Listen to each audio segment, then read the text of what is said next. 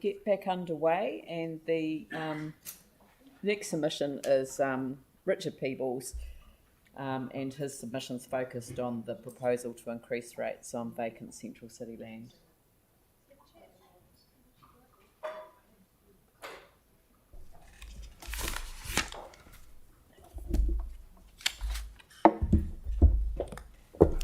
I kind of want to say that I object to your use of the word questionable morality and legally. I think it was a typo.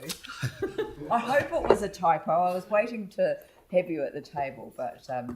It was probably just my writing. I'm sure I didn't misspell it. Good morning. Thank you for giving me the opportunity. Firstly, I'd just like to say I was really torn about this. I share your frustrations with the barrier sites. It's very frustrating when people keep sites, don't sell them, don't develop them. But I don't believe rates is the right mechanism.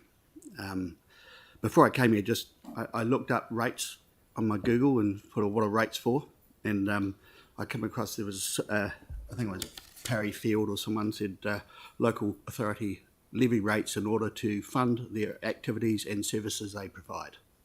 Doesn't say anything about fines or penalties. Provide money to pay for essential services. And funnily enough, there was a guide by LGNZ on there which actually said rates are a tax to fund local authority provided services. I mean, I think that's probably the answer to the question straight away. I don't think it's the right mechanism. So I question the mechanism. I doubt its legality. I believe that I hope you got some robust legal advice, but I just think any judicial review would turn it over without any doubt at all, in my legal opinion, experienced as I am and that sort of thing. I don't believe it can be used for an infringement fine mechanism.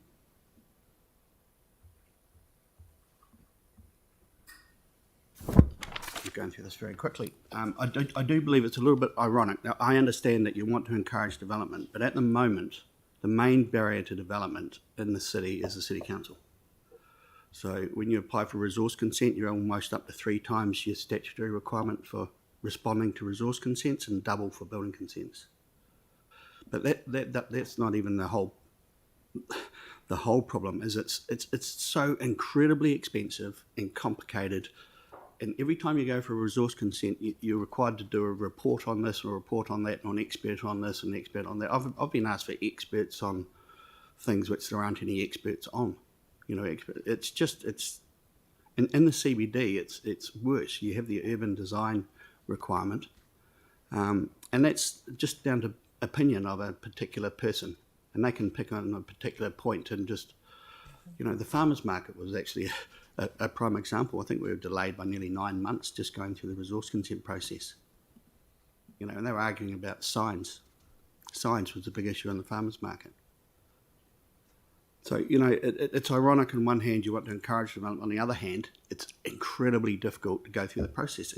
And the council is the main culprit here. And the cost associated with delaying a project by 6 or 12 months is huge, especially when you're talking about the value of the land involved. I've just purchased the site off Anthony by Westpac in Cashel Mall. I've been in resource consent. I applied 3 or 4 weeks ago. No response, But when we do our budget, we've allowed for about 150% of the time to get resource consent and building consent than to build the building.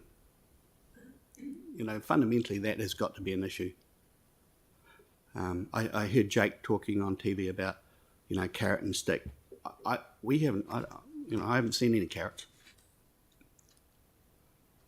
I've seen lots of sticks, and that's, and I have a really good relationship with the council, but I find it incredibly difficult to get projects through. I don't do residential, by the way, so I'm just referring to mainly commercial. At the moment, if you apply for resource consent, it's about a 50-day wait to get a response. You can't have a pre-act meeting because there's no staff available. So I suggest you need to get your house in order before you start talking about penalising people for not doing development. I've got all these things about all these difficult rules and And with this new process that's going through with the government trying to make it simpler for development and more intensification, you know, a 1,200 page document went out for consultation, making it more difficult. So, you know, there's a fundamental challenge, I think, that you've got in that within council itself, they consider themselves gatekeepers rather than enablers. I'm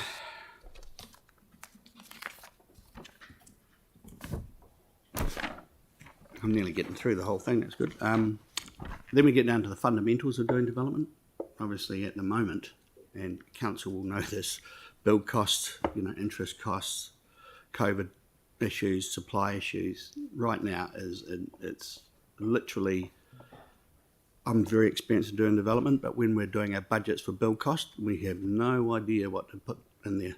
And when you're talking, like, we just started building one in Queenstown, and it came in at about 20% above what we budgeted, and I considered that to be a win.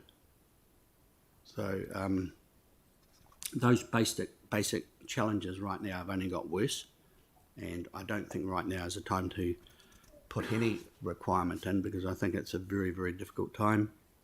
You know, rents have to increase to enable to cover the cost.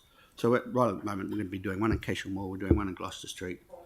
We've got a few underway, but getting building consent has been a major issue, and resource consent. Even a little build, what I call little build, 600 square metre, 2-storey office building, I think took me 7 months. It's just, anyway. Just mindful of the time, Richard. Right, okay. Basically, summarise, need the carrot, not the stick. I don't believe this is fundamentally the right.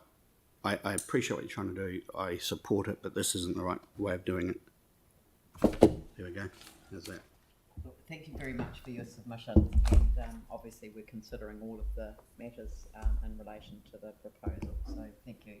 Okay, thanks. Cheers. The next submission